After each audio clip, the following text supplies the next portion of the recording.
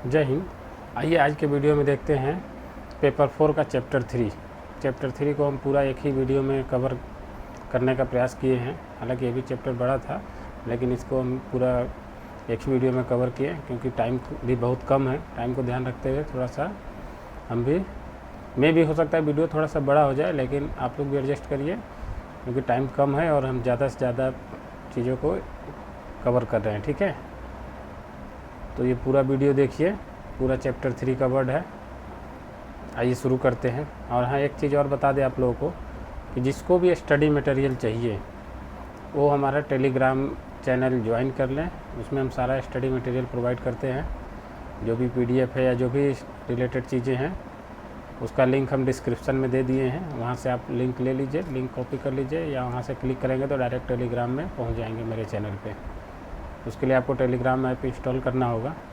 ठीक है, बाकी जो लोग चैनल पे नए हैं वो लोग चैनल को सब्सक्राइब कर लें ताकि उनके पास मेरे अपडेट्स पहुंचते रहें, मेरे वीडियो पहुंचते रहें। बेल आइकन को दबा दें। बेल आइकन को दबाने से उनके पास सबसे पहले मेरी अपडेट्स नोटिफिकेशन जाएंगे, वीडियो आ गया। ठीक है, और मेरा फेसबुक पेज भी है फंडामेंटल गुरुजी के नाम से, वहाँ भी आप जुड़ सकते हैं। वहाँ भी सारा अपडेट बराबर रहता है। ठीक है, आइए शुरू करते हैं।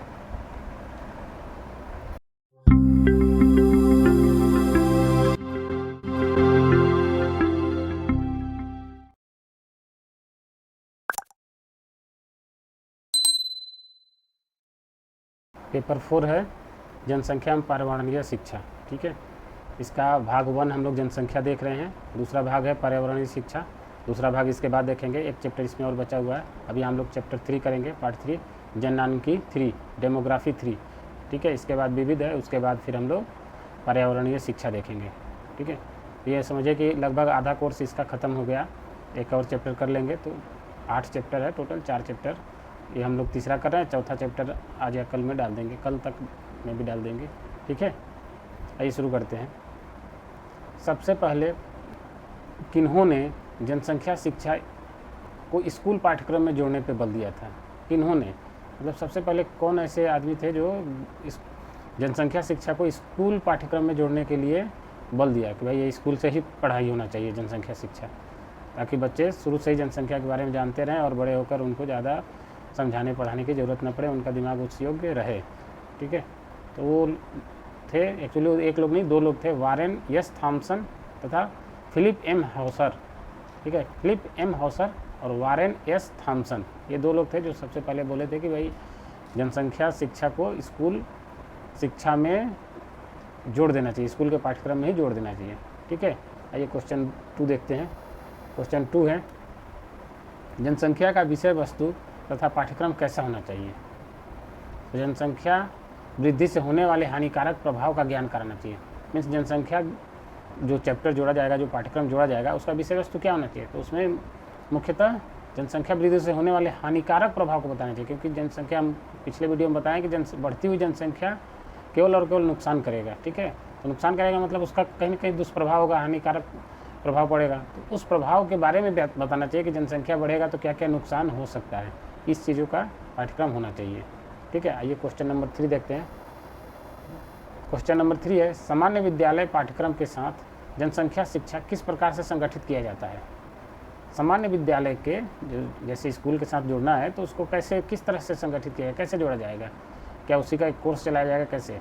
तो देखिए, ये अनेक प्रकार से संगठित किया जाता है। पहला तो है स्वतंत्र विषय, एक स्वतंत्र इंडिविजुअल सब्जेक्ट दे दिया गया कि भाई जनसंख्या शिक्षा आपको पढ़ना है, जो चाहे अपना पढ़ सकता है जनसंख्या शिक्षा के बारे में। दूसरा है संक्षिप्त पाठ्यक्रम, मीन्स कोई भी सब्जेक्ट के साथ उसका एक चैप्टर जोड़ दिया जाए। जैसे सामाजिक विज्ञान है, उसके साथ एक जनसंख्या शिक्षा का चैप्टर जोड़ दिया जाए। ठीक है, और तीसरा है अनिवार्य विषय, मीन्स कंपलसरी सब्जेक्ट के रूप में इसको जोड़ दिया जाए। ठीक है, जैसे हम लोग अभी पढ़ रहे हैं जनसंख्या एवं पर्यावरणीय शिक्षा, ये हम लोग के लिए कंपलसरी सब्जेक्ट है। बीएड के जो सेकंड ईयर में है, चौथा पेपर कंपलसरी सब्जेक्ट है, सब कुछ पढ़ना है, चाहे आप साइंस रहे, चाहे आर्ट रहे, चाहे इतिहास रहे, चाहे भूगोल रहे, चाहे सिविक्स रहे, या कॉमर्स रहे, या मैथ रहे, कुछ भी रहे, आपको जनसंख्या शिक्षा पढ़ना है। तो या तो वही बता रहा है कि अनिवार्य विषय के रूप में जोड़ दिया जाए, या तो संक्षिप्त पाठ्यक्रम मतलब किसी भी चैप्टर के किसी भी सब्जेक्ट के साथ 1-2 चैप्टर जनसंख्या का हो, या स्वतंत्र विषय कि जिसकी इच्छा हो वो स्वतंत्र है, ले सकता है ये सब्जेक्ट ऑप्शनल करके, ठीक है। आइए अगला क्वेश्चन देखते हैं। समन्वय कितने प्रकार से किया जा सकता है? मीन्स समन्वय मीन्स इसको पाठ्यक्रम में जोड़ना है तो किस तरीके से जोड़ सकते हैं, क्या तरीका होगा जोड़ने का, उसको कैसे जोड़ा जाएगा? तो इसके लिए भी 3 प्रकार से जोड़ा जा सकता है। पहला है छोटी इकाई, मतलब एक छोटा सा यूनिट बना दिए, उसमें जनसंख्या के बारे में 2-3 चैप्टर डाल दिए, ऐसे हो गया। या अन्य विषय के साथ समन्वय, या कोई और विषय है जैसे सामाजिक विज्ञान हो गया या कोई भी रिलेटेड चीज़, उस सब्जेक्ट उसमें इसको ऐड कर दिया जाए, उसमें पढ़ा दिया जाए। या पूर्ण समन्वय, या इसका एक अलग ही एक पाठ्यक्रम या अलग ही बुक कर दिया जाए, ठीक है, पूर्ण रूप से, ठीक है। तो समन्वय 3 प्रकार से हो सकता है, छोटी इकाई, अन्य विषयों के साथ समन्वय और पूर्ण समन्वय। आइए अगला क्वेश्चन देखते हैं, क्वेश्चन 5। क्वेश्चन 5 है जनसंख्या शिक्षण की कौन कौन सी विधियां हैं, कि जनसंख्या शिक्षण की कौन कौन सी विधियां हैं। तो देखिए ये जनसंख्या शिक्षण के लिए मुख्यतः 3 विधि है। पहला है खेल तथा नाटक, मीन्स बच्चों को खेल खेल में जनसंख्या के बारे में बता देना है, ठीक है, या नाटक करके कि ज़्यादा जनसंख्या है तो क्या क्या दुष्प्रभाव हो रहा है, इस टाइप का कुछ नाटक करके दिखाना है, ऐसे भी कर सकते हैं। दूसरा है दृश्य श्रव्य सहायक सामग्री के माध्यम से, मीन्स वीडियो क्या है, वीडियो का ही हिंदी नाम है दृश्य श्रव्य सहायक सामग्री के माध्यम से जनसंख्या शिक्षा, मीन्स वीडियो दिखाकर, कहीं कहीं प्रोजेक्टर लगाकर और वीडियो दिखा दिया जाए, या कैसे भी, मैंने जिसमें दिखने और सुनने के लिए दोनों चीज़ें हों, ठीक है। या बच्चों को क्लास में यूट्यूब पे कोई वीडियो दिखा दिया जाए जो जनसंख्या शिक्षा से रिलेटेड हो, ठीक है, वीडियो दिखाकर। तीसरा है खोज तथा छानबीन पर आधारित, मीन्स नया नया रिसर्च और नया नया जो छानबीन हो रहा है उससे रिसर्च को पहले समझ लें कि हाँ ये बच्चों को दिखाने लायक है कि नहीं, इसमें क्या फ़ायदा है, क्या नुकसान है, क्या चीज़ है, ये उसका मूल्यांकन कर लें, उसके बाद बच्चों को दिखाया जा सकता है, ठीक है। ये शिक्षण का एक तरीका हो गया। अगला क्वेश्चन है क्वेश्चन नंबर 6, जनसंख्या शिक्षण की क्या क्या क्रियाएँ होती हैं। देखिए जनसंख्या शिक्षण की क्या क्या क्रियाएँ हैं, क्रियाएँ देखिए क्या है। पहला है जनसंख्या शिक्षा का लेखन प्रतियोगिता, मीन्स जनसंख्या शिक्षण पे लेखन प्रतियोगिता कर दिया कि भाई जनसंख्या शिक्षण पे आप सब लोग कुछ ना कुछ मैटर तैयार करके लाइए, आज लेखन प्रक्रिया होगी या कल लेखन प्रतियोगिता होगी, सब लोग पार्टिसिपेट करेंगे, भाग लेंगे, जो अच्छा होगा उसको पुरस्कृत किया जाएगा, इस टाइप से कर सकते हैं। या जनसंख्या शिक्षा पर लोकगीत प्रतियोगिता, जनसंख्या शिक्षा पे लोकगीत बच्चों से गाया जा सकता है कि ऐसा लोकगीत गाओ जिससे जो जनसंख्या शिक्षा से आधारित हो। अगला है जनसंख्या शिक्षा पर पोस्टर कार्टून की प्रतियोगिता, मीन्स बच्चों से पोस्टर और कार्टून बनवाया जाए जो जनसंख्या शिक्षा पर आधारित हो, जिससे ये झलके जो पोस्टर और कार्टून में ये पता चले देखने से कि ज़्यादा जनसंख्या से क्या नुकसान हो रहा है, ठीक है। फोकस वही रहना चाहिए कि ज़्यादा जनसंख्या से क्या नुकसान है, उसी से रिलेटेड या तो आप प्रतियोगिता कराइए, लेखन प्रतियोगिता कराइए, या नाटक करवाइए, या लोकगीत करवाइए, ठीक है। नेक्स्ट है जनसंख्या शिक्षा पर लघु नाटिका तथा एकांकी प्रतियोगिता, छोटा छोटा वही नाटक एकांकी, ठीक है। अगला है जनसंख्या शिक्षा पर स्वरचित कविता प्रतियोगिता, बच्चों को बता दें कि भाई अपने से खुद से एक कविता बनाना है जो जनसंख्या शिक्षा पर आधारित हो। तो बच्चों का उस दिमाग में सोचेंगे, 10 चीज़ सोचेंगे तो 2 लाइन लिखेंगे, तो उनके दिमाग में कम से कम 10 चीज़ तो आया ना जनसंख्या के बारे में, ठीक है। ये उसका फ़ायदा है स्वरचित करने से। फिर अगला है जनसंख्या शिक्षा पर निबंध लेखन प्रतियोगिता, इस पर निबंध लेखन प्रतियोगिता भी कर सकते हैं, ठीक है। जनसंख्या शिक्षा पर वाद विवाद प्रतियोगिता, वाद विवाद कर सकते हैं, ठीक है, डिबेट कि 2 समूह बना दिए, एक समूह में कुछ बच्चे हो गए, दूसरे समूह में कुछ बच्चे हो गए, एक टॉपिक दे दिया जनसंख्या शिक्षा, ठीक है, उस पर अपना जनसंख्या शिक्षण, उस पर बच्चे अपना डिबेट कर रहे हैं, कोई पक्ष में बोलेगा कोई विपक्ष में बोलेगा। इस तरह बच्चों का दिमाग खुलेगा कि भाई जनसंख्या शिक्षण क्या ज़रूरी है, कितना ज़रूरी है और हमारे लिए कितना महत्वपूर्ण है, ठीक है। नेक्स्ट है जनसंख्या शिक्षण पर विद्यालयों तथा अंतर विद्यालयों स्तर प्रदर्शनियों का आयोजन, और इसमें एक और हो सकता है कि कई विद्यालय मिलकर आपस में प्रदर्शनी बनाए, जनसंख्या शिक्षण पे एक दूसरे को पार्टिसिपेट करने के लिए इनवाइट करें, यहाँ के विद्यालय के बच्चे वहाँ जाए, वहाँ के विद्यालय के बच्चे यहाँ आए, इस टाइप से कर सकते हैं, ठीक है। आइए अगला क्वेश्चन देखते हैं, क्वेश्चन नंबर 7, जनसंख्या विस्फोट का क्या अर्थ है। जनसंख्या विस्फोट का अर्थ है जनसंख्या की तीव्र वृद्धि हो गई जनसंख्या की, तो ये विस्फोट कहलाएगा। जैसे मान लीजिए हर साल 2 करोड़ जनसंख्या बढ़ रही है, मान लीजिए भारत की एक एग्जाम्पल, किसी साल 2 करोड़ के बजाय 10 करोड़ बढ़ गया, मीन्स वहाँ जनसंख्या विस्फोट कहा जाएगा बहुत जगह, या और जगह पे और दूसरे देशों में जनसंख्या की वृद्धि का मान लीजिए वृद्धि हो रही है 10 लाख का, और भारत में 1 करोड़ का हो रहा है। तो इस टाइप से दूसरे की तुलना में यहाँ तीव्र रूप से वृद्धि हुई तो इसको भी जनसंख्या विस्फोट कहेंगे। ठीक है, अगला क्वेश्चन है, तीव्र जनसंख्या वृद्धि का आर्थिक विकास पर क्या प्रभाव पड़ता है? ये तीव्र जनसंख्या वृद्धि का आर्थिक विकास पर क्या प्रभाव पड़ेगा? मीन्स ज़्यादा जनसंख्या होगा तो हमारी आर्थिक स्थिति क्या होगी? आर्थिक स्थिति कमजोर ही होगी, अच्छा तो होगा नहीं। ज़्यादा जनसंख्या होगा तो ज़्यादा लोग आएंगे, ज़्यादा लोग कपड़ा पहनेंगे, ज़्यादा रहने के लिए रूम चाहिए, हर चीज़ ज़्यादा चाहिए। ठीक है, तो कहीं ना कहीं आर्थिक स्थिति कमजोर होगी। आइए देखते हैं पॉइंट बाई पॉइंट। पहला है, विकास के लिए अनेक रूप में बाधक सिद्ध होगा। विकास के लिए तो बाधक होगा ही, क्योंकि हमारा जो भी अर्निंग होगा वो हमारे खाने पीने रहने और घर में चला जाएगा, हम उसका और भी सदुपयोग नहीं कर पाएंगे, हमारा कंज्यूम हो जाएगा, पैसा खर्च हो जाएगा इन्हीं सब चीज़ों में, मिनिमम ज़रूरत को पूरा करने में ही। दूसरा है प्रति व्यक्ति आय में गिरावट। हाँ, प्रति व्यक्ति आय में गिरावट हो जाएगी। जैसे मान लीजिए कोई इंडस्ट्री है, इंडस्ट्री में 100 लोग काम कर रहे हैं, ठीक है, अगर जनसंख्या बढ़ भी जाएगी तो ऐसा थोड़ी ना कि इंडस्ट्री में 100 के बजाय 200 लोगों को वो नौकरी देगा, उसका तो ज़रूरत 100 का ही है, तो 100 लोग को ही नौकरी देगा ना, तो प्रति व्यक्ति आय में कमी हो जाएगी। ठीक है, घर से एक आदमी कमा रहा है, मान लीजिए वो 10,000 कमा रहा है, 2 लोग हैं तो प्रति व्यक्ति आय मान लीजिए 5,000 है। जब 4 लोग हो जाएंगे तो 2,500 हो जाएगा ना प्रति व्यक्ति आय, तो प्रति व्यक्ति आय में गिरावट हो जाएगी। जनसंख्या और पूंजी निर्माण, जनसंख्या में क्या है, बढ़ती हुई जनसंख्या से क्या है, पूंजी निर्माण नहीं हो पाएगा। क्यों? क्योंकि पैसा तो हमारा खर्च हो जा रहा है दैनिक जीवन की ज़रूरतों को पूरा करने में, तो कहाँ से पूंजी बनेगा, पूंजी निर्माण ही नहीं हो पाएगा। ठीक है, अगला है जनसंख्या तथा भूमि पर दबाव। कि जनसंख्या तथा भूमि पर दबाव मीन्स बढ़ती हुई जनसंख्या, जैसे मान लीजिए पहले 1 एकड़ में 10 लोग हैं, तो सपोज 20 कट्ठा है, 20 कट्ठा में 20 लोग हैं, तो पर व्यक्ति 1 कट्ठा आ रहा है। ठीक है, अब वही मान लीजिए 20 की जगह 40 लोग हो गए तो पर व्यक्ति क्या होगा, आधा कट्ठा आएगा। इसका मतलब आधा कट्ठा आने का मतलब ज़मीन पे दबाव बढ़ गया कि अब ज़्यादा उपज चाहिए, क्योंकि अब पहले 1 कट्ठा से 1 लोग का भरण पोषण हो रहा था, अब आधा कट्ठे में 1 लोग का भरण पोषण करना है, तो ज़मीन पे दबाव बन रहा है। उसके लिए लोग कीटनाशक और क्या क्या उर्वरक डालेंगे जो कि नुकसान ही करेगा। ठीक है, तो ज़मीन पे दबाव पड़ेगा, मतलब दबाव का मतलब ऐसा नहीं ज़मीन को दबाना है, मतलब उस पर इफेक्ट आएगा कि भाई अब उतने ही ज़मीन में ज़्यादा लोगों का भरण पोषण करना है। ठीक है, यहाँ दबाव का मतलब ये मत समझिए कि ज़मीन को दबाना है। ठीक है, अगला क्वेश्चन है जनसंख्या तथा खाद्य पूर्ति। जनसंख्या, बढ़ती हुई जनसंख्या क्या है, उसमें खाद्य पूर्ति कमी होगी भाई। पहले अनाज भरपूर होगा, मान लीजिए 1 कट्ठा था, 1 प्रति व्यक्ति तो अनाज भरपूर हो रहा था, अब प्रति व्यक्ति अगर आधा कट्ठा हो गया तो थोड़ा सा अनाज में तो कटौती हो ही गया, आधा हो गया कटौती। ठीक है, तो खाद्य पूर्ति में भी कमी होगी। अगला है जनसंख्या और शिक्षा डॉक्टरी सहायता, जनसंख्या और शिक्षा डॉक्टरी सहायता तथा आवास का भार। डॉक्टरी सहायता भी मुश्किल से मिलेगा, ज़्यादा लोग होंगे तो एक ही डॉक्टर, पहले 10 लोग का इलाज करते थे, अब 100 लोग का इलाज करेंगे तो भाई वो क्वालिटी नहीं हो पाएगी, वो सर्विस नहीं हो पाएगी, वो हमको ज़्यादा देर तक लाइन में लगना होगा, या ज़्यादा हमें डॉक्टर के लिए हमें ज़्यादा घूमना पड़ेगा इधर उधर। ठीक है, तो बढ़ती जनसंख्या में डॉक्टरी सहायता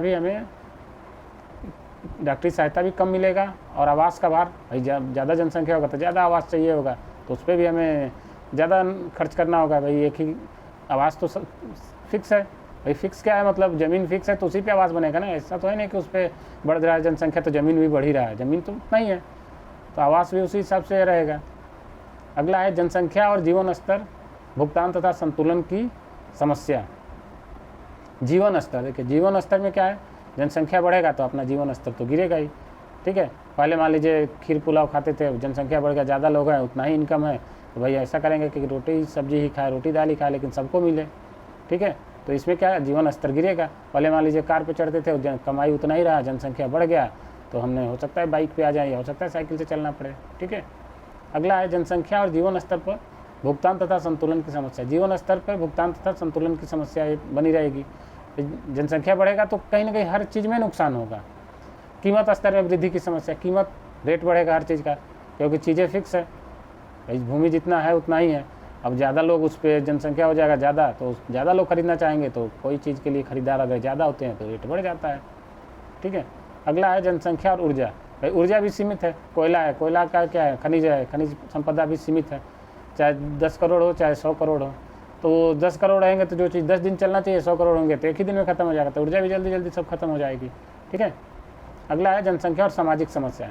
जनसंख्या जितना ही ज़्यादा होगा सामाजिक समस्या उतना ही ज़्यादा होगी। जैसे बेरोजगारी, जनसंख्या ज़्यादा होगा तो बेरोजगारी भी ज़्यादा होगी, क्योंकि किसी भी फैक्ट्री का या कहीं भी जहाँ लोग जॉब कर रहे हैं वहाँ एक सीमित होता है कि भाई इतने लोगों से वहाँ का काम हो जाएगा। जैसे कोई फैक्ट्री वहाँ सीमित है कि भाई 100 लोगों की से वो वहाँ की फैक्ट्री पूरी अच्छे तरीके से चल जाएगी। अगर जनसंख्या बढ़ जाए तो ऐसा थोड़ी ना कि फैक्ट्री भी कहेगा कि अरे भाई अब बढ़ गया तो कुछ लोग और आ जाए, भाई उसका तो जितना फिक्स है, बल्कि वो तो और चाहेगा कि भाई हमारा और कम हो जाए यहाँ से एम्प्लॉय। ऐसा ऐसा कंप्यूटर, ऐसा ऐसा मशीन लाएगा कि वो अपना एम्प्लॉय कम करेगा। ठीक है, तो इस तरह से ये भी एक समस्या ही है। अगला देखते हैं क्वेश्चन, जनसंख्या शिक्षा के प्रमुख अंग क्या क्या हैं? देखिए प्रमुख अंग क्या क्या हैं। तो जनसंख्या शिक्षा के प्रमुख अंग है जनसंख्या संबंधी आंकड़ा। भाई अपने को जनसंख्या का आंकड़ा पता होना चाहिए ना कि हमारा पिछले साल कितना था, इस साल कितना है, हमारा किस रेट से बढ़ रहा है। तो ये आंकड़ा बहुत ही मुख्य है कि किस रेट से हमारा जनसंख्या बढ़ रहा है, या अभी हमारा कितना जनसंख्या है, कल कितना था। ठीक है, कल मीन्स पिछले साल कितना था, इस साल कितना है, हर साल हम कितना बढ़ रहा है मेरी जनसंख्या। ये सब चीज़ों का एक टेबलबद्ध तरीके से आंकड़ा होना चाहिए, ताकि हम उसका एनालाइज कर सकें, उसका मूल्यांकन कर सकें कि हमारा जनसंख्या किस हिसाब से बढ़ रहा है, कि क्या है बढ़ने का दर। ठीक है, अगला है स्वास्थ्य एवं स्वास्थ्य विज्ञान, मीन्स हेल्थ। जनसंख्या अगर बढ़ेगा, जनसंख्या ज़्यादा है तो हेल्थ भी कहीं ना कहीं, हेल्थ में भी समस्या आएगी। और स्वास्थ्य विज्ञान मीन्स हाइजेनिक में भी कहीं ना कहीं समस्या आएगी। भाई ज़्यादा जनसंख्या होगा, ज़्यादा प्रदूषण होगा तो ज़्यादा हाइजेनिक चीज़ें नहीं हो पाएगी। ठीक है, अगला है स्वच्छता, साफ सफाई, स्वच्छता एवं पर्यावरण। ठीक है, साफ सफाई में भी इफेक्ट डालेगा, प्रभाव डालेगा। ठीक है, भाई ज़्यादा लोग होंगे तो ज़्यादा गंदगी होगी। खाद्य तथा पौष्टिक आहार, खाने पीने की भी समस्या आएगी, पौष्टिक आहार भी सबको नहीं मिल पाएगा। ये सब प्रमुख अंग है जिसके वजह से मतलब जनसंख्या प्रभावित होगा। और ये सबको मतलब याद करके रखना है। ठीक है, क्योंकि ये हम तो ऐसे पॉइंट बाय पॉइंट लिखे हैं, लेकिन एग्जाम में कोई एक पॉइंट के लिए एक MCQ आ सकता है। ठीक है, कि जैसे आ गया कि जनसंख्या शिक्षा संबंधी प्रमुख अंग कौन नहीं है, 3 इसमें से दे दिया, एक कहीं अलग से दे दिया, तो ध्यान रहना चाहिए ना। फिर है प्रजनन तथा पारिवारिक जीवन। प्रजनन भी जनसंख्या शिक्षा का अंग है। प्रजनन नहीं होगा तो जनसंख्या कैसे बढ़ेगा? प्रजनन और पारिवारिक जीवन भी जरूरी है। ऐसा है नहीं कि जनसंख्या रोकना है तो पूरा प्रजनन ही रोक दिया जाए, पारिवारिक जीवन ही रोक दिया जाए, तो फिर तो आदमी एकदम विनाश की तरफ चला जाएगा। सब लोग पता चला कि नए बच्चे आए नहीं, पुराने लोग सब बूढ़े हो गए, पूरा ख़त्म हो जाएगा। तो ये भी ज़रूरी है, लेकिन विस्फोट नहीं होना चाहिए जनसंख्या का, धीरे धीरे बढ़ना चाहिए। ठीक है, ताकि सब चीज़ में संतुलन बना रहे। परिवार परिसीमन भी होना चाहिए, कि जैसे अभी नियम आ रहा है कि 2 बच्चे होने चाहिए, तो परिवार का एक परिसीमन होना चाहिए कि हमारे भाई ये नहीं कि 10 बच्चे पैदा कर रहे हैं। ये सब चीज़ें भी कंट्रोल रखना चाहिए। अगला है मातृ एवं शिशु कल्याण कार्यक्रम। मातृ एवं शिशु कल्याण कार्यक्रम से भी जनसंख्या का एक प्रमुख अंग है। अगर ये सब नहीं चलेगा तो जनसंख्या सभी शिशु को कोई ना कोई प्रॉब्लम होगा, शिशु हो सकता है कि न बचे। तो ऐसे शिशुओं में ज़्यादा दिक्कत होगी, तो पता चला कि शिशु कम होते जा रहे हैं, मीन्स युवा धीरे धीरे बूढ़े हो जाएंगे और शिशु हुआ नहीं तो यूथ की कमी हो जाएगी। ठीक है, स्वास्थ्य तथा जनसंख्या नीति। स्वास्थ्य और जनसंख्या नीति बराबर टाइम टू टाइम गवर्नमेंट को बनाना चाहिए और उसको लागू करना चाहिए। कि जनसंख्या नीति ऐसे है, जैसे अभी आप सुने होंगे कि उत्तर प्रदेश में नया जनसंख्या नीति लागू हुआ है अभी विश्व जनसंख्या दिवस के दिन। ठीक है, तो ये सब चीज़ें सरकार को लागू करते रहना चाहिए, ताकि लोग भी इस चीज़ों को जागरूक रहें, समझ सकें और उस हिसाब से अपने आप को कंट्रोल में कर सकें। भारत में अगला है भारत में जनसंख्या शिक्षा की आवश्यकता है। हाँ, भारत में क्या है, बहुत लोगों को ऐसे है कि भारत में जनसंख्या शिक्षा के बारे में पता ही नहीं है कि क्या है जनसंख्या शिक्षा। बस वो जानना है कि जनसंख्या, शादी हो गया, जनसंख्या बढ़ाना है, बढ़ रहा है, अपना एक बच्चा कोई चाह रहा करे यार 2 बच्चा हो जाए, कोई चाह रहा अरे नहीं कई बच्चा कर लो, क्या है पता नहीं कौन सा बच्चा नालायक निकल जाए, तो ज़्यादा बच्चे रहेंगे तो ज़्यादा ऑप्शन रहेगा कि कोई बच्चा अगर भगाएगा तो हम दूसरे के यहाँ जाएंगे। लोग ऐसे भी सिक्योरिटी सोच के कि भाई अपना फ्यूचर सही रहे, सिक्योर रहे, इसलिए कई बच्चे पैदा कर लेते हैं। तो ये सब भी नहीं होना चाहिए। ये सब जनसंख्या शिक्षा का अभाव है। तो भारत में जनसंख्या शिक्षा का अभाव है, तो इसकी आवश्यकता है कि भारत में लोगों को जनसंख्या शिक्षा दिया जाए। ठीक है, अगला क्वेश्चन है परिवार कल्याण तथा परिवार नियोजन क्या है। ये भारत में परिवार कल्याण कार्यक्रम का उद्देश्य माँ और शिशु के स्वास्थ्य की देखभाल, मतलब माँ और शिशु के लिए जो स्वास्थ्य की देखभाल के लिए जो कार्यक्रम चलाया जाता है वो परिवार कल्याण कार्यक्रम है। ठीक है, इसी के संदर्भ में परिवार नियोजन की सुविधाएं भी उपलब्ध कराई जाती है। मीन्स आपको बताया जाता है कि अब एक बच्चा हो गया तो अब ऐसा नहीं कि तुरंत दूसरा बच्चा भी करना है। इसके लिए आपको प्रॉपर टाइम, प्रॉपर गैप रखना है, ताकि आपका बच्चा स्वस्थ रहे, हेल्दी रहे, आप बच्चे की माँ भी, जच्चा बच्चा दोनों स्वस्थ रहें, हेल्दी रहें। ठीक है, ये सब चीज़ों का उस ज्ञान दिया जाता है। अगला है क्वेश्चन, परिवार नियोजन का क्या अर्थ है। वीडियो आप लोग पूरा देखिए, पूरा इंपॉर्टेंट क्वेश्चन ही हम चुन कर निकाले हैं। ये नहीं कि एक ही पार्ट में बनाए हैं तो कम कम है, पूरा इंपॉर्टेंट क्वेश्चन जितना है। चैप्टर तो लंबा था लेकिन कोशिश है कि पूरा इंपॉर्टेंट चीज़ों को हम इसमें संग्रहित करके आपको दें, ठीक है। अगला है परिवार नियोजन का क्या अर्थ है। परिवार नियोजन का अर्थ है परिवार को सीमित या नियंत्रित करना, मीन्स परिवार को कंट्रोल में रखना, सीमित करना, नियंत्रित रखना, ठीक है। अगला क्वेश्चन है प्रोफेसर बोगार्ड के अनुसार विवाह क्या है। विवाह क्या है, प्रोफेसर विवाह के बहुत लोग बहुत परिभाषा दिए हैं, तो उनके अनुसार प्रोफेसर बोगार्ड के अनुसार विवाह है, विवाह स्त्री और पुरुष की पारिवारिक जीवन में प्रवेश करने की संस्था है। मीन्स विवाह एक ऐसा संस्था है जिससे स्त्री और पुरुष एक पारिवारिक जीवन में प्रवेश करते हैं, ठीक है। आइए क्वेश्चन 13 देखते हैं, 13 नंबर, बहुत इंपॉर्टेंट क्वेश्चन है। शारदा एक्ट क्या है। शारदा एक्ट, ठीक है। भारत में विवाह की आयु पहले क्या थी, फिक्स नहीं थी कि कितने साल में शादी होना है, नहीं करना है, कुछ फिक्स नहीं था। तो 1927 में श्री हरिविलास शारदा ने लड़के और लड़कियों की एक न्यूनतम आयु फिक्स की कि नहीं इतना न्यूनतम आयु होना चाहिए कि इसके नीचे अगर शादी करेंगे तो अपराध है। तो उसके लिए उन्होंने एक बिल बनाया और उसको पास करवाया, ठीक है। तो ये बिल बना था 1927 में, तो उन्होंने प्रयास किया, बिल बन के तैयार हो गया और प्रस्तुत किया 28 सितंबर 1929 में, जो पास हुआ 1929 में पास हो गया। लेकिन लागू कब हुआ, 1 अप्रैल 1930 से, ठीक है। तो इसमें उन्होंने लड़के और लड़कियों की मिनिमम आयु डिसाइड किया कि इतने से नीचे की मिनिमम आयु नहीं होना चाहिए, अगर नहीं इससे नीचे मिनिमम आयु है तो वो एक अपराध के रूप में माना जाएगा, ठीक है। जो उसके नीचे वाले को ही वही बाल विवाह या बाल विवाह कहते हैं, ठीक है। आइए अगला क्वेश्चन देखते हैं। यही है शारदा एक्ट की 1927 के पहले शादी करने की कोई न्यूनतम आयु सीमा नहीं थी। श्री हरिविलास शारदा ने एक एक्ट बनवाया और उसमें उसको पास करवाया। पास करवाने के बाद उसको लागू करवाया 1 अप्रैल 1930 से, ठीक है। अब देखते हैं इसका मिनिमम आयु क्या था। अगला क्वेश्चन वही है, शारदा एक्ट में लड़के लड़कियों की विवाह की न्यूनतम आयु कितनी रखी गई थी। क्योंकि उस एक्ट में रखा गया था लड़का के लिए 18 साल और लड़की के लिए 14 साल। कि लड़की 14 साल की हो जाएगी तो शादी होगी तो उसके बाल विवाह नहीं माना जाएगा, और लड़का के लिए 18 साल था, ठीक है। ये याद रखिएगा, शारदा एक्ट में लड़के की उम्र 18 साल थी, मिनिमम उम्र, शादी करने की न्यूनतम उम्र 18 वर्ष थी, और लड़की के लिए 14 वर्ष थी। ये था शारदा एक्ट में, ठीक है, जो पहली बार लगा था। आइए अगला क्वेश्चन देखते हैं, क्वेश्चन 15। विवाह के लिए लड़के की न्यूनतम आयु 21 वर्ष तथा लड़की की न्यूनतम आयु 18 वर्ष कब किया गया। जैसे अभी आपको मालूम है कि अभी क्या है 21 और 18 वर्ष है लड़के और लड़कियों की मिनिमम आयु शादी करने के लिए। तो ये कब किया गया था, कब आखिर सुधार हुआ। तो ये सुधार हुआ था 1976 में, 1976 में। 1976 में सुधार किया गया कि भाई नहीं अब ये बहुत कम हो जा रहा है, तो लड़कियों का 14 से बढ़ा के 18 कर दिया गया और लड़कों का 18 से बढ़ा के 21 कर दिया गया 1976 में, ठीक है। अगला क्वेश्चन है क्वेश्चन नंबर 16। भारत में विवाह की औसत आयु कम करने के प्रमुख कारण क्या हैं। मतलब औसत आयु को कम करने के लिए प्रमुख कारण क्या है भारत में।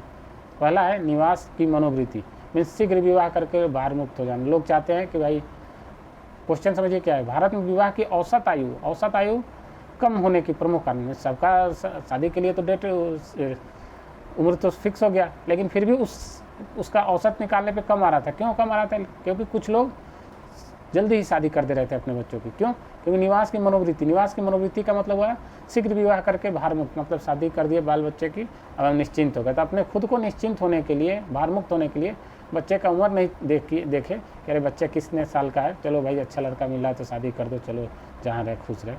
इस टाइप से लोग बाहर मुक्त होने के लिए शादी कर देते थे, जबकि ऐसा नहीं होना चाहिए। इस तरह क्या है कि कम उम्र में शादी करने से जच्चा बच्चा दोनों को खतरा रहता है, ठीक है।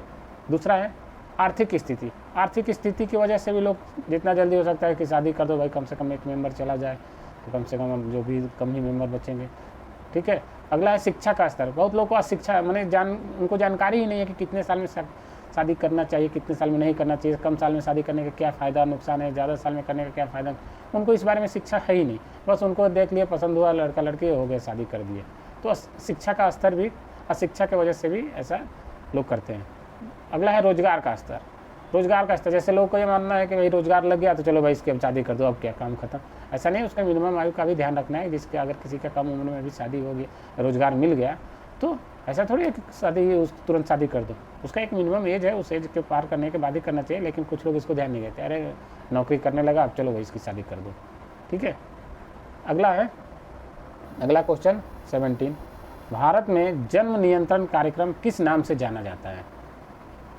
जन्म को नियंत्रण करने का जो कार्यक्रम भारत में चल रहा है वो किस नाम से, तो उसका नाम है परिवार नियोजन। आप सबको मालूम होगा परिवार नियोजन जो है जनसंख्या को या जन्म को नियंत्रित करने के लिए इसके बहुत सारे कार्यक्रम और कार्यक्रम चलाए जाते हैं, जिससे कि लोग को प्रेरित किया जाता है कि भाई आप लोग 2 ही बच्चा रखिए, उसके बाद आप लोग नसबंदी या जो भी है करा लीजिए, ताकि या 2 बच्चों में गैप रखिए। गैप रखने के भी बहुत सारे साधन भी बताए जाते हैं परिवार नियोजन की तरफ से। ठीक है, अगला क्वेश्चन है, जब परिवार नियोजन आ गया तब इसमें स्त्री पुरुष के बारे में भी आएगा कि क्या है। क्वेश्चन 18 है, पुरुष जननांगों के कितने भाग होते हैं। ठीक है, तो पुरुष जननांगों के ये निम्नलिखित भाग हैं। पहला है वृषण, ये अंडाकार भाग होता है, अंडाकार शेप का होता है। ठीक है, इसका सब डिटेल आप लोग जो बायोलॉजी के छात्र होंगे, बायोलॉजी के बुक में पूरा डिटेल है, हम लोग को उतना डिटेल में नहीं जानना है, हम लोग को बस उसके भाग को जानना है कि क्या क्या है, किसका क्या वर्क है मोटे तौर पे। ठीक है, तो पुरुष जननांग के भाग ये निम्नलिखित हैं, कौन कौन से। वृषण ये है अंडाकार भाग होता है। ठीक है, एपिडिडीमिस ये है वृषण तथा शुक्रवाहिनी को जोड़ने वाली, जो वृषण और शुक्रवाहिनी को जोड़ता है उसको बोलते हैं एपिडिडीमिस। अगला है शुक्रवाहिनी नल। शुक्रवाहिनी क्या है, यह एक नली है। ठीक है, अगला है शुक्राशय। शुक्राशय ये थैले जैसी संरचना होती है। ठीक है, जिसमें वृषण रहता है। ठीक है, थैले जैसा होता है और वृषण उसमें वृषण को होल्ड करता है, उसमें रखता है। ठीक है, अगला है प्रोटेस्ट ग्रंथि। यह क्षारीय द्रव स्रावित करता है। ग्रंथि है तो कोई ना कोई लिक्विड स्राव करेगा ही। ठीक है, हार्मोन, तो ये क्षारीय लिक्विड स्राव करता है, जो कि यूरिन है उसके अम्लीय प्रभाव को ख़त्म कर सके। ठीक है, अगला है मूत्रवाहिनी। यह भी एक तरह की नली है जिससे यूरिन बाहर निकलता है। अगला है शिश्न, यह एक बाह्य जनन अंग है, पुरुषों का ये बाह्य जनन अंग है। नंबर 19, स्त्री जननांग के कितने भाग होते हैं। स्त्री जननांग के ये निम्नलिखित भाग हैं। अंडाशय या डिंब ग्रंथि। ठीक है, ये 2 होता है, वृक्क के नीचे होता है। नेक्स्ट है डिंब नलिका, ये भी एक तरह की नली है। अगला है गर्भाशय, फिर है योनि, उसके बाद है क्लीटोरिस, फिर वर्थोलिन ग्रंथि, फिर फेलोपियन ट्यूब। ये सब उनके पार्ट हैं, भाग हैं। ठीक है, अगला क्वेश्चन है क्वेश्चन 20 नंबर, निषेचन किसे कहते हैं। ठीक है, शुक्राणु और अंडाणु के मिलने की क्रिया को निषेचन कहते हैं। शुक्राणु जब अंडाणु से मिलता है उस क्रिया को निषेचन कहते हैं। ठीक है, अगला क्वेश्चन है 21, मनुष्य के शरीर में कितने जोड़े गुणसूत्र होते हैं। ठीक है, जोड़े में क्वेश्चन पूछे तो आप 23 जोड़ा होगा। अगर संख्या में पूछे कि कितने गुणसूत्र होते हैं तो 23 गुणे 2, 23 दूनी 46। तो अगर पूछे कितना गुणसूत्र होता है तो 46 गुणसूत्र है, 46 गुणसूत्र होता है। अगर पूछे कितना जोड़ा होता है तो 23 जोड़ा। ठीक है, यहाँ कन्फ्यूजन हो जाता है बच्चों को कि 23 जोड़ा बोले कि 46। अगर जोड़ा में लिखना है तो 23 जोड़ा, अगर आपको संख्या में लिखना है तो 23 जोड़ा मीन्स 46। तो गुणसूत्र कितने होते हैं, टोटल गुणसूत्र 46 होता है। अगर जोड़ा में बोला जाए तो 23 जोड़ा, क्योंकि ये गुणसूत्र हमेशा जोड़े में ही होते हैं इसलिए इनको जोड़ा में बोला जाता है। तो जोड़ा पूछे तो 23 जोड़ा, अगर संख्या पूछे कि कुल कितनी संख्या होती है तो 46। ठीक है, इसमें हम बता दे रहे हैं कुछ एक्स्ट्रा चीज़ें जो कि है कोर्स में भी है, कि जैसे 23 जोड़ा जो गुणसूत्र है उसमें से 22 जोड़ा गुणसूत्र जो भी है, 23वां जो है उससे लिंग का निर्धारण होता है। जो 23वां जोड़ा है उसको लिंग गुणसूत्र कहते हैं, उससे लिंग का निर्धारण होता है। इसमें यह है कि जैसे पुरुष में एक्स और वाई 2 टाइप के गुणसूत्र, ये जोड़ा हमें इसीलिए बोला जा रहा है जोड़ा क्योंकि साथ में रहेगा एक्स और वाई। और महिला में क्या होता है, स्त्री में होता है एक्स और एक्स। ठीक है, पुरुष में होता है एक्स और वाई, महिला में होता है एक्स एंड एक्स। जब निषेचन होता है तो उस दोनों में से कोई ना कोई एक ही गुणसूत्र आगे जाता है। ठीक है, तो महिला के पास तो दोनों एक्स ही है, स्त्री के पास दोनों एक्स है, तो उस दोनों में से कोई भी चला जाए, दोनों एक्स में से कोई भी जाए तो एक्स ही जाएगा। लेकिन पुरुष से अगर एक्स चला गया तो एक्स मिल गया, महिला से एक्स आया, पुरुष से एक्स आया, तो दोनों एक्स मिला तो वो हो जाएगा स्त्री, मतलब लड़की का जन्म होगा। अगर मान लीजिए महिला से तो एक्स ही आएगा, दोनों एक्स है। पुरुष से मान लीजिए वाई आ गया तो यहाँ पे क्या हो गया, अगला जन्म होगा बच्चे का वो एक्स वाई हो गया, तो एक्स वाई होने का मतलब वो लड़का हो गया। मीन्स लड़का और लड़की का निर्धारण पुरुष से ही होता है। ठीक है, पुरुष के ही गुणसूत्र में एक्स और वाई होता है। अगर एक्स पुरुष से एक्स गुणसूत्र गया, स्त्री से तो केवल एक्स ही आएगा, तो एक्स हो गया तो हो गया लड़की, अगर पुरुष से वाई गुणसूत्र गया और स्त्री से तो एक्स ही आएगा, तो एक्स और वाई ये हो जाएगा लड़का। ठीक है, अगला देखते हैं क्वेश्चन। स्त्रियों में रजोधर्म की क्रिया कब से शुरू होती है और कब तक चलती है? ठीक है, मेंस्ट्रुएशन साइकिल कब से शुरू होती है और कब तक चलती है? तो ये लगभग 11 से 12 साल में शुरू हो जाता है और 40 से 50 साल तक चलता है। इसका कोई एग्जैक्ट फिक्स डेट नहीं होता, किसी किसी में पहले भी शुरू हो जाता है, किसी किसी में बाद में शुरू होता है, किसी किसी का बहुत देर तक चलता है, किसी किसी का मतलब 40-50 साल लिखा हुआ है। इसका मतलब ये नहीं कि किसी का 41 साल, किसी का 42 साल, किसी का 50 साल, किसी का 52 साल, ऐसे उसी के आसपास रहता है। मीन्स एक मोटे तौर पे कहा जाए तो 11-12 साल से शुरू हो जाता है और 40-50 साल तक चलता है। किसी किसी का 35 साल में भी ख़त्म हो जाता है। ये उसके शरीर के बनावट पर डिपेंड करता है, उसके खान पान और उसके रहन सहन पर डिपेंड करता है और उसके हार्मोन्स पे डिपेंड करता है।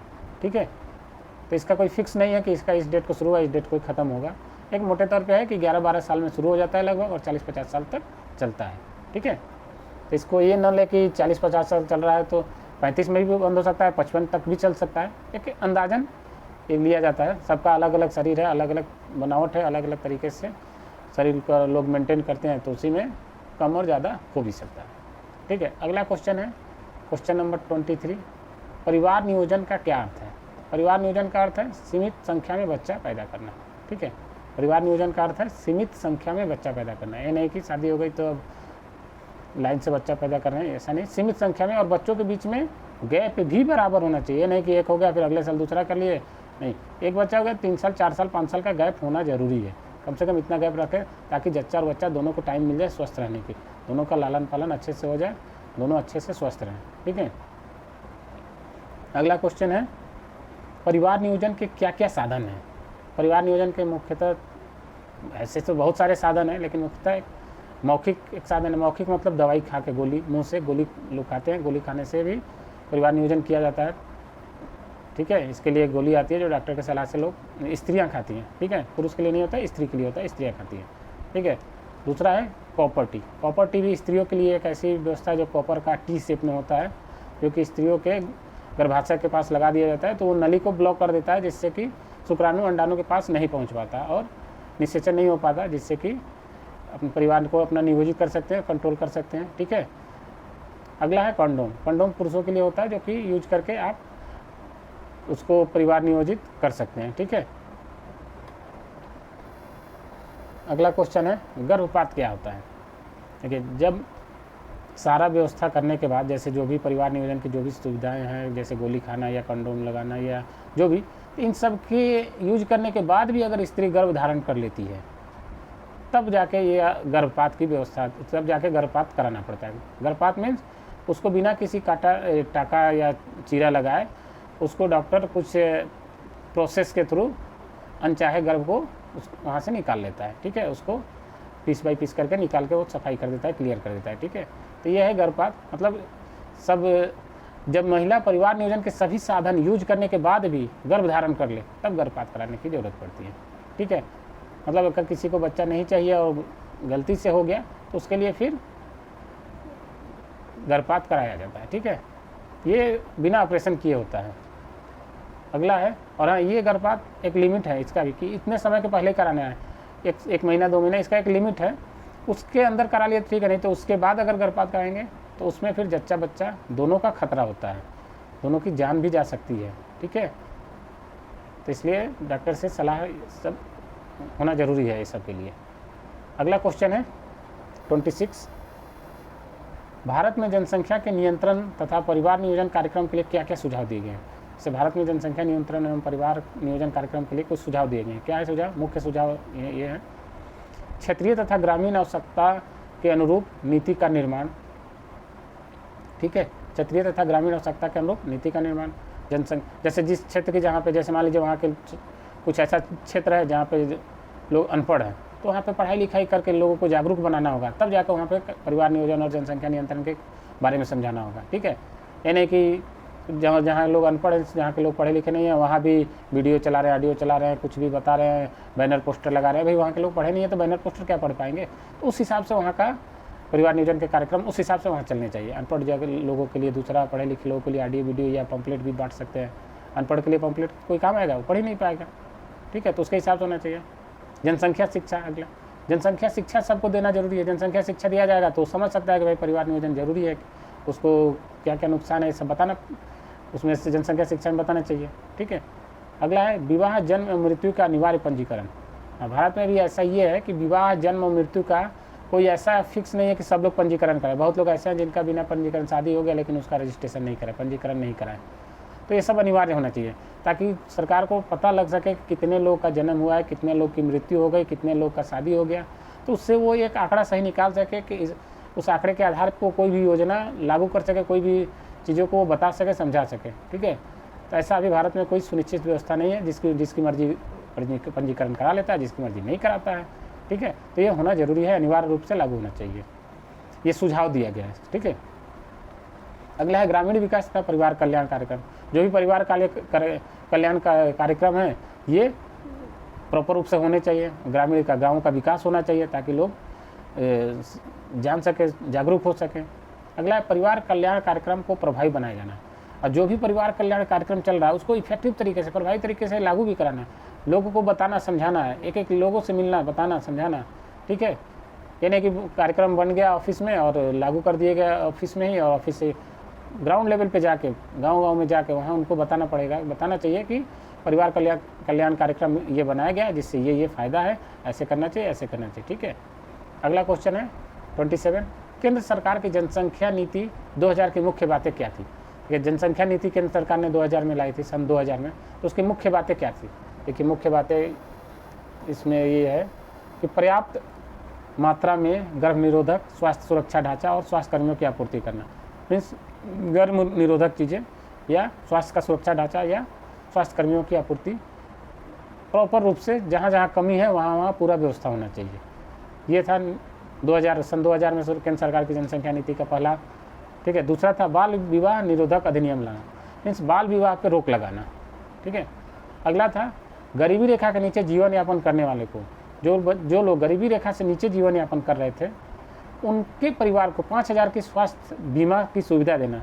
तो जो लोग गरीबी रेखा से नीचे थे उनको 5000 रुपये की स्वास्थ्य बीमा देना, वो भी किस कंडीशन में, जब उनके सिर्फ और सिर्फ 2 बच्चा हो और उसके बाद उन्होंने परमानेंट परिवार नियोजन करा लिया हो। ठीक है, परमानेंट कराने का मतलब है कि नसबंदी करा लेना, कि अब उसके बाद वो चाह के भी बच्चा नहीं पैदा कर सकते।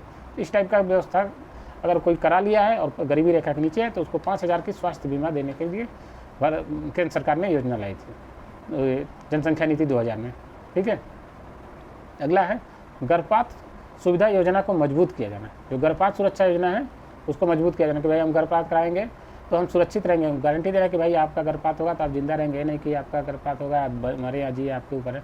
नहीं, इसको सुविधा में इतना अच्छा से बेहतर कर देना है कि लोग को ये विश्वास रहे कि भाई ठीक है गर्भपात कराएंगे तो हमारे ऊपर खतरा नहीं आएगा। नहीं तो बहुत लोग डर से कह रहे यार अब गर्भपात कराएंगे हमें पता चला हाँ हमारा ही जान चला जाए, इससे अच्छा है कि चलो भाई अगला बच्चा पैदा ही करो। तो ऐसा नहीं, उसको इतना विश्वास होना चाहिए कि नहीं गर्भपात कराएंगे तो हमें सुरक्षित रहेंगे। ठीक है, अगला क्वेश्चन है क्वेश्चन नंबर 28, जनसंख्या के आधार पर युवा भारत की क्या चिंताएं हैं। जनसंख्या के आधार मतलब युवा भारत की क्या चिंता है जनसंख्या के रिलेटेड। जनसंख्या के रिलेटेड ये सबसे बड़ी चिंता यह है कि जनसंख्या बढ़ता हुआ जनसंख्या घनत्व, जो जनसंख्या घनत्व है वो दिन पर दिन बढ़ते जा रहा है। कैसे बढ़ा है, जैसे देखिए 2005 में जनसंख्या घनत्व निकाला गया था जो था 345 व्यक्ति प्रति वर्ग किलोमीटर। मीन्स एक वर्ग किलोमीटर में 345 लोग उस टाइम निकाला गया था कि इतने लोग रहते हैं। और वो बताया गया कि 2025 में ये बढ़कर 440 व्यक्ति प्रति वर्ग किलोमीटर हो जाएगा। मीन्स देखिए 345 से 440 हो जा रहा है, मीन्स कितना बढ़ रहा है, लगभग 95 बढ़ रहा है ना, 45 यहाँ पे 445 होता 100 है, 95 बढ़ रहा है। ठीक है, तो प्रति व्यक्ति 95 लोग इंक्रीज हो जा रहे हैं प्रति वर्ग किलोमीटर में। तो जनसंख्या घनत्व तो बढ़ गया ना, 95 लोग जहाँ 345 लोग रहते थे अब वहाँ 440 लोग रहने लगे, जनसंख्या बढ़ गया। तो जनसंख्या बढ़ने से हर चीज़ में दिक्कत है।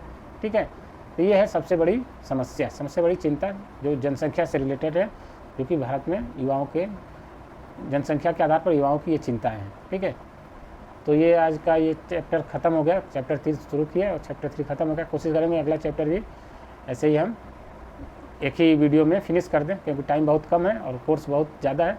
कोशिश करेंगे कि सबको हम सब चैप्टर फिनिश करें। चैप्टर फिनिश हो ही जाएगा, वैसे एग्ज़ाम का अभी फॉर्म तो भरा है नहीं DDU गोरखपुर का, वैसे भी अभी बहुत जगह का नहीं भरा गया, कुछ जगह का भरा भी गया है, ठीक है। तो अभी है टाइम, जब फॉर्म भरने के बाद समझिए कि लगभग 1 महीने का टाइम रहेगा, ठीक है।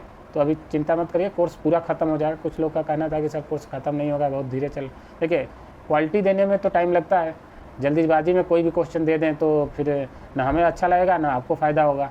तो इसमें हमें समय लगता है, क्वेश्चन को छांटना पड़ता है, एक एक क्वेश्चन को निकालते हैं, बुक से अलग अलग करते हैं, फिर उसको टाइप करते हैं, टाइप करके फिर आपके सामने ये देते हैं, ठीक है। ताकि इसीलिए देखते हैं कई जगह मिस्टेक भी हो जाता है जल्दीबाजी में, लेकिन कोशिश यही रहेगी कि अब 2 चैप्टर 2 या 3 चैप्टर डेली दिया जाए, ठीक है। तो जल्दी से जल्दी कंप्लीट हो जाए ताकि आप लोग इसको 2 बार 3 बार भी रिवाइज कर सकें। तो होप कि आप चीज़ों को समझ पाए होंगे। मिलते हैं अगले वीडियो में। जय हिंद।